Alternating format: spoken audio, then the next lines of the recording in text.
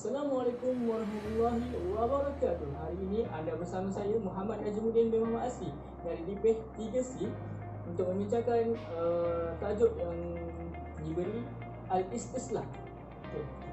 Maksud istislah yang biasa juga disebut sebagai musalih mursalah yang berasal dari kata masalahah dan musalah. Maslahah yang berasal dari kata salahah dengan tambah alif pada awalnya yang bermaksud baik, manakala lawannya ialah mafsadah yang berarti rosak. Atau dalam erti yang lain, yakni al-salahah artinya manfaat atau terlepas dari kerosakan. Maslahah dalam erti umum pula adalah sebuah manfaat bagi manusia. Sebagai dasar pengambilan kata maslahah adalah sesuai dengan firman Allah Subhanahu Wa Taala di dalam surah Al-Baqarah ayat 220. Wa yas'alunaka 'anil yatama qul islahun lahum khairun wa in tukhalituhum fa ikhwanukum wallahu ya'lamu mufsida minal muslih. Terjemahannya, dan mereka bertanya kepadamu tentang anak yatim, katakanlah berbuat baik kepada mereka adalah lebih baik, dan jika kamu bergaul dengan mereka maka mereka adalah saudaramu, dan Allah mengetahui siapa yang membuat kerosakan dari yang mengadakan perbaikan. Di dalam ayat ini terdapat kata istislah yang bererti berbuat baik, dan katakanlah muslihnya artinya yang baik. Menurut Imam Al-Ghazali, al-istislah adalah maslahah yang tidak memiliki bukti dari syarak dalam bentuk nas tertentu yang menunjukkan batalnya dan tidak boleh diperhitungkannya. Itu sahaja daripada saya. Baik, kita pergi pula kepada ciri-ciri istislah. Terdapat 3 ciri-ciri istislah yang kita kena tahu. Yang pertama ialah ad-daruriyah. Kemaslahatan ini berhubung dengan keperluan umat manusia di dunia dan juga akhirat. Kemaslahatan seperti ini terdapat 5. Yang pertama ialah memelihara agama. Yang kedua ialah untuk memelihara jiwa. Yang ketiga untuk memelihara akal. Yang keempat untuk memelihara keturunan. Yang kelima untuk memelihara harta. Baik, kelima-lima tersebut disebut sebagai al-masalih al-khamsah. Daruriyah ini bersifat mutlak kerana ia berkaitan dengan kehidupan manusia itu sendiri, dan ini merupakan tonggak utama kepada maslahah. Yang kedua ialah al-hajiyah, yang bermaksud kemaslahatan yang ingin menyempurnakan kehendak dan menghindarkan kesulitan dan juga kemudaratan.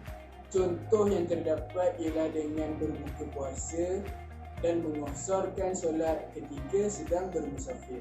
Baik, yang ketiga dan terakhir ialah at-tasfiyah, yang bermaksud pelengkap dalam kehidupan. Contoh yang kita boleh ambil ialah makan makanan yang berzat. Kemaslahatan daruriyah itu perlu diutamakan berbanding dengan hajayah dan juga tasfiyah. Baik, maslahah yang tidak diterima, yang tidak diakui oleh syariat ialah maslahah al-mulghah.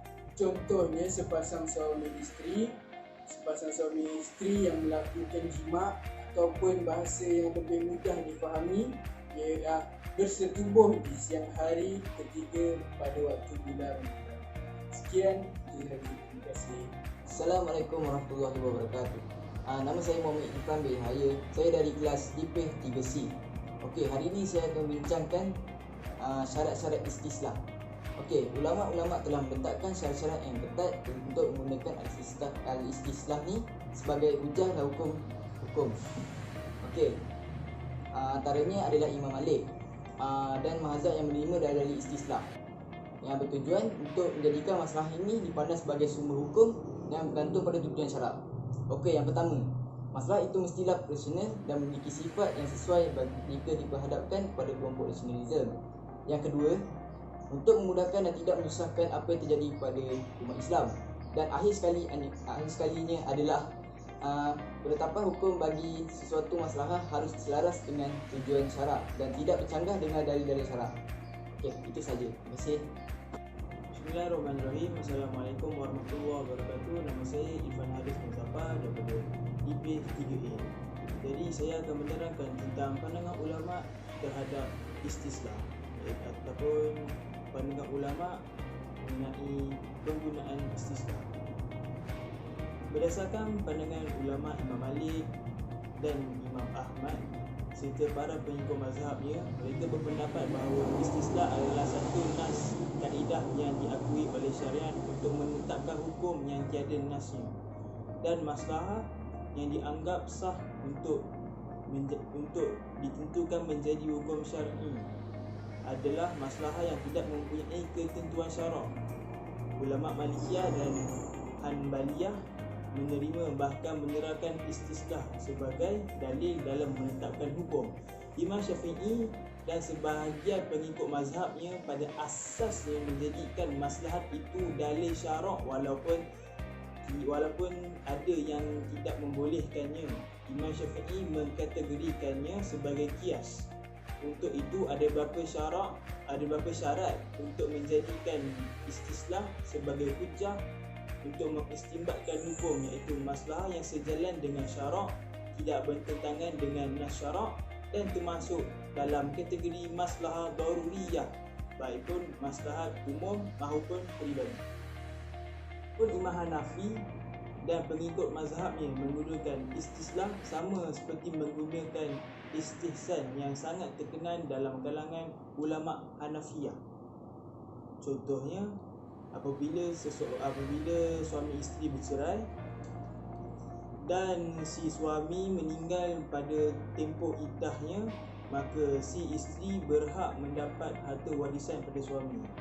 Sekian daripada saya, terima kasih.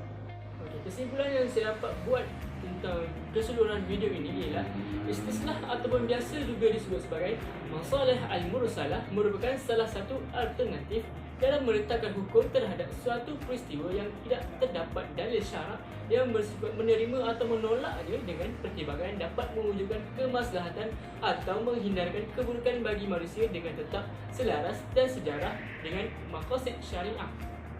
Sahaja daripada saya. Assalamualaikum warahmatullahi wabarakatuh.